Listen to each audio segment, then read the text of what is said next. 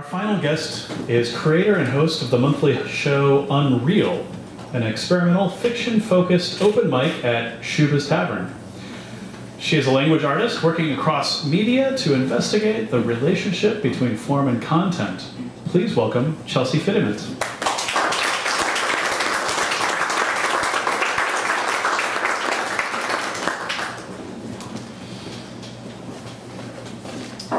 Okay, real quick, there's some of you up at the front here. You all look very wonderful. You having a good time tonight? Is it going well for you? Okay, great.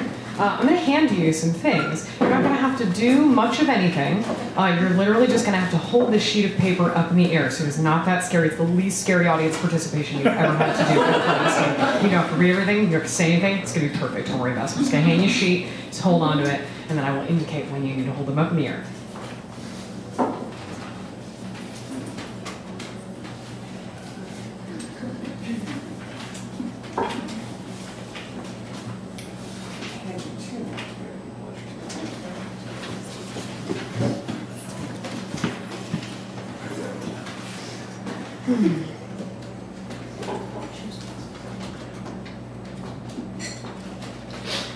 Okay, you guys ready? You ready to do your thing? Okay, grab that piece of paper.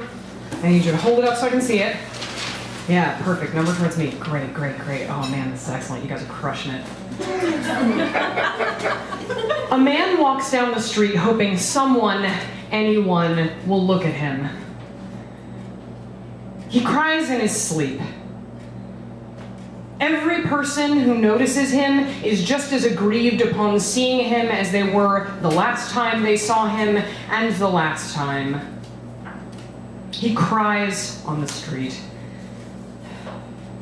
No one looks at him because he is crying, and crying is unseemly.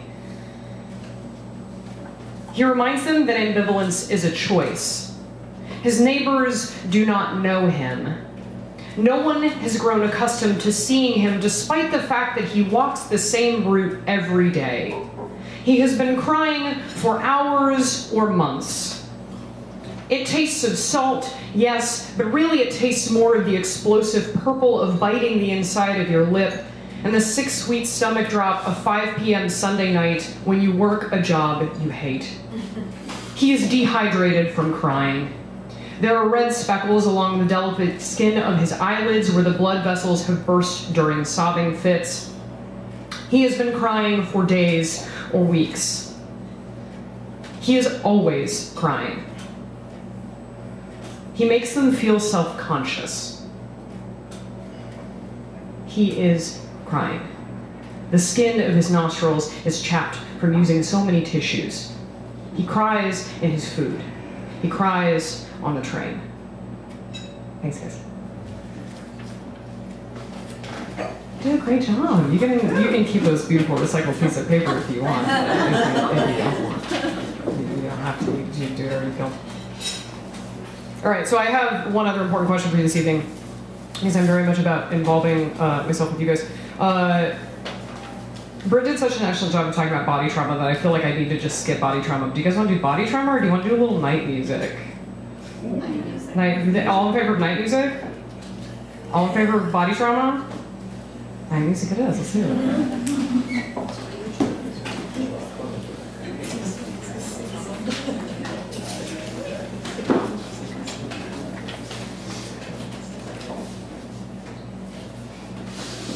A man with hair like yours nearly got killed by police, and I read about it and panicked. I read his words and I missed you, and I kept it to myself. 2 days without talking to you feels like 2 days without alcohol, mentally triumphant. Not sure what I'm resisting so much as trying to be in control. I felt sick and I wanted to hold you, but you've never wanted that, never wanted to lay against me in bed.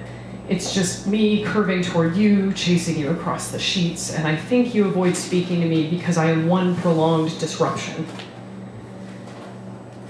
But you never have the respect to ask me to stop. If I expected love when first we kissed, blame it on my youth. I keep thinking I just want to talk to you because I want to understand why we happened, but I think it's more that I want to be certain you wanted me once. That I didn't go through all this for nothing, that I didn't risk all this for a few months of reliable fucking. And still, why won't you just tell me? You don't want this, so please just say, just tell me so when we're both sober. Please just tell me I've been a waste of time. Please stop letting me begin to try to love you. Strength feels like emptiness. Strength feels like coming 2 hours later. I don't want to keep standing at your door. If only just for you I did exist. Blame it on my youth. A long, tired, clenched jaw, emptiness without you today, not sure where the feelings have gone until you try to reach me. I don't want to talk even though there's tears in my eyes, holding this conflict to myself, the only thing I can wrap my hollow form around. I ache, but it's avoidable. If we just never spoke again, I could leave you. Today, I think I could withstand the end. Today, I think I am an empty nothing with the surface tension of water, and all I would like is to be held. Today, I think I will withdraw from everything and never be anything with anyone again. If I just never spoke of it, if I faded away, I could avoid sadness entirely. I don't even know who I want told me. I don't even think they would like it. 3 days of hollow guts, of starving, of walking in the cold, of not speaking. Then more days and I will see what happens. I will fend them all off. I will create no feelings. I will stop generating anything. And neither of you will say a word. It's never been appropriate to tell you that I can't stand not knowing how you feel because you've never been mine. Because how can you ask someone to change when you barely acknowledge seeing each other? You're inside me, and I'm simply happening to you. If I believed in everything like a child of 3, you meant more than anything. You meant all the world to me. If you were on my mind all night and day, blame it on my youth. If I forgot to eat or sleep or pray, blame it on my youth. If I cried a little bit when at first I learned true, don't blame it on my heart, blame it on my youth.